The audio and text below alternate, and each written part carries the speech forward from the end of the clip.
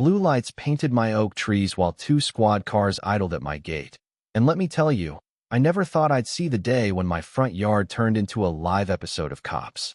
An HOA board member, in a silk scarf, pointed at me like she was royalty, shouting, "That's the trespasser." So loud I swear she woke the woodpeckers. "We have 3 clients ready to buy, officer. Please remove him so we can show the property." Yeah, that happened.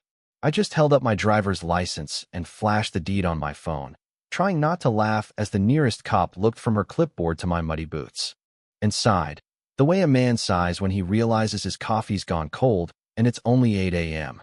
I'm Marcus Ellery, systems engineer, coffee snob, beekeeper by necessity, not by choice, and the kind of neighbor who'd rather split logs than swap gossip. That's probably why Pine Ridge called to me, half forest, half cul-de-sac, where the crickets file fewer complaints than the people do. Only Karen Whitmore, our HOA president, didn't get the memo. Imagine a woman in a blazer so crisp it could slice bread, cheekbones that could cut glass, and a voice sharp enough to file patents. Karen fined me once for non-compliant bird energy, meaning my feeder attracted unruly finches. Things really went sideways when a developer started sniffing around, and suddenly my 1-acre lot became the speed bump in her grand design. She started her warm-up act with letters about my hedges and something called community-facing posture. No idea, don't ask. The mailbox? Wrong shade of gray. The gravel? 2 tones too dark. My garden gnome, apparently, was a threat to property values. Every complaint landed in my folder labeled Karen's Greatest Hits. Then came the drone.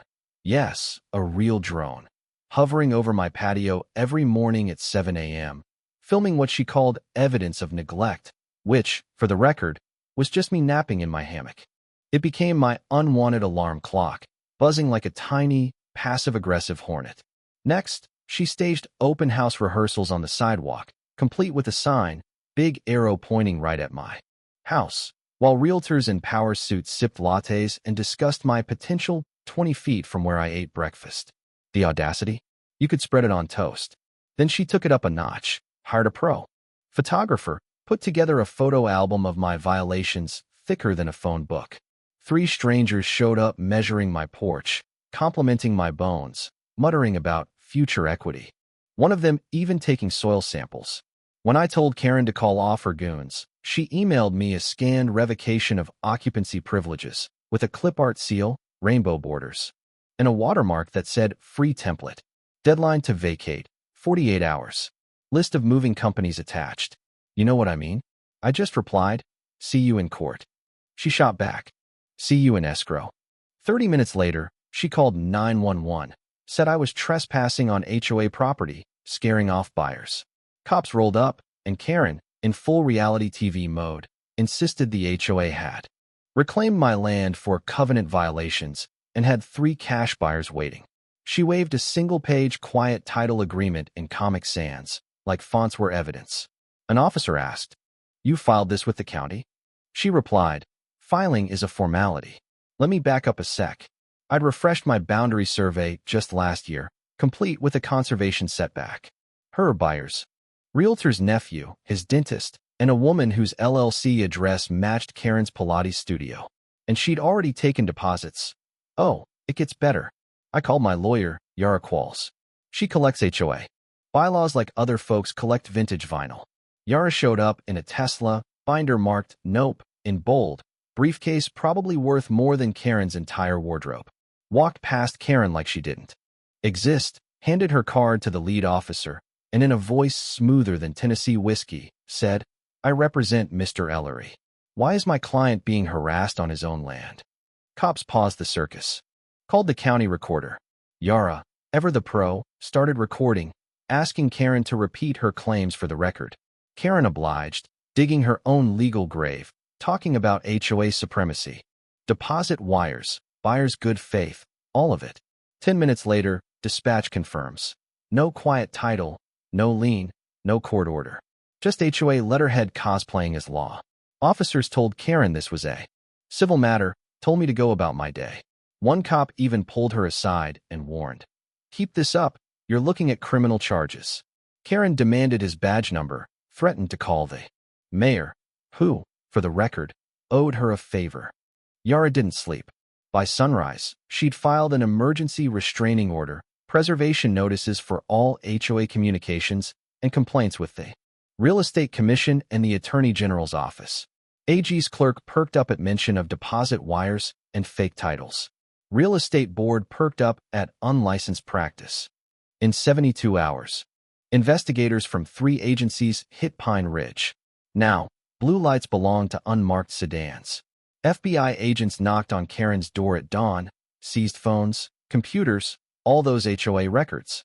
Neighbors peeked from windows as Karen stood in her driveway, shrieking about her rights in a bathrobe while agents cataloged evidence. The subpoenas came down like hail. Turns out Karen's inbox was a goldmine. Spreadsheets with my address listed as 99% to close. Owner resistance. TBD. Group chats titled Flip the Hermit and Buyers Hungry, strategizing how to make me leave. A draft press release. HOA revitalizes Pine Ridge, removes blight parcel. Her words, not mine. Blight meaning my tomatoes, which, by the way, have won 3 county fair ribbons. There were fake violation notices, photoshopped images of luxury condos superimposed over my house, bank records showing she'd funneled deposits into an HOA revitalization fund that paid for a Napa retreat, a new Mercedes, and a Cabo timeshare. One buyer, the dentist, wired a down payment memoed Marcus House. The Pilates lady mortgaged her studio for her deposit. Court day, the gallery was packed. Neighbors, former board members, probably half the county. Yara came ready, multimedia slides, body cam footage where Karen declared me a trespasser on my own land. Judge's eyebrows practically left his face. The surveyor who set my corners last spring testified my property lines haven't budged since 1892. The developer rep produced texts where Karen promised a smooth transaction within 30 days, even if it meant any means necessary. The buyers confessed Karen showed them forged docs, fake permits, even a purchase agreement with my name, spelled wrong. Signed on a Sunday. The judge found zero authority for what Karen pulled. No power to evict, no right to sell, nothing. He asked if Comic Sans was the official font of property theft. I'm not saying the courtroom laughed, but even the stenographer had to bite her lip. Karen tried to bluster about fiduciary duty, community values, how my acre was dragging everyone down. Judge looked at her the way you look at a squirrel trying to direct traffic. Gavel down. Permanent injunction. Karen personally liable. All deposits returned with interest. $150,000 in civil penalties. AG referral for real estate fraud. Lifetime ban from holding a real estate license. The HOA got a court-appointed monitor. Every board email now ends with, "This is not a court order. Don't pretend it is." Karen, removed as president, sentenced to 900 hours community service teaching a class called What Words Like Title Mean. The real kicker? Criminal charges stuck. Wire fraud. Attempted grand theft. False police report. Judge read the sentence. 18 months in federal prison. 3 years probation. Karen's knees buckled. She clawed at the defense table, mascara running. Disbelief on her face as they led her away. And Pine Ridge? Well, for now, the only thing buzzing over my patio is the occasional bee. But I keep a folder labeled Karen's next move, because you never really know what's coming next in small-town America. So, let me ask you, what would you have done? Was justice served, or did it go too far? Hit like, share your take in the comments. And don't forget, sometimes the quietest neighbor has the wildest story.